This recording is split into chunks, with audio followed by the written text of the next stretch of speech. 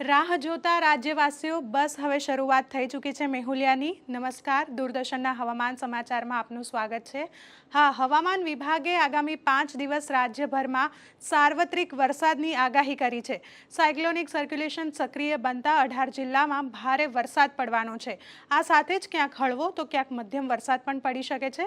રાજ્યમાં તો વિધિવત ચોમાસું બેસી ગયું છે, પરંતુ રાજ્યમાં છેલ્લા 12 કલાકમાં 66 તાલુકામાં વરસાદ વરસ્યો છે, જેમાં સૌથી વધુ ગીર સોમનાથના કોડીનારમાં 3 ઇંચથી વધુ વરસાદ નોંધાયો છે, તો જૂનાગઢમાં પણ 3 ઇંચ વરસાદ પડ્યો છે।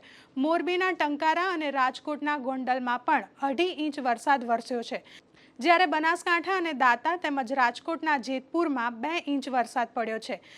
26 જૂનથી 30 જૂન એટલે કે 5 દિવસ માટે વરસાદની આગાહી કરવામાં આવી છે, જેમાં આજે ગુજરાતમાં મોટાભાગના જિલ્લાઓમાં હળવાથી મધ્યમ વરસાદની આગાહી કરવામાં આવી છે, જ્યારે રાજકોટ, જામનગર, પોરબંદર, અમરેલી, ભાવનગર, ગીર સોમનાથ, કચ્છ અને દીવ માટે ગાજવીજ સાથે ભારેથી અતિભારે વરસાદની આગાહી કરવામાં આવી છે।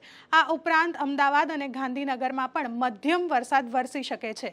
બીજી તરફ વરસેલા વરસાદની વાત કરીએ તો અત્યાર સુધી ચોમાસાની સિઝનનો 4.82% વરસાદ વરસી ચૂક્યો છે। સૌથી વધુ સૌરાષ્ટ્રમાં 6.4%, દક્ષિણ ગુજરાતમાં 5.74%, મધ્ય ગુજરાતમાં 4.75% વરસાદ નોંધાયો છે, તો કચ્છમાં 3.94% અને ઉત્તર ગુજરાતમાં સૌથી ઓછો 1.40% વરસાદ વરસ્યો છે।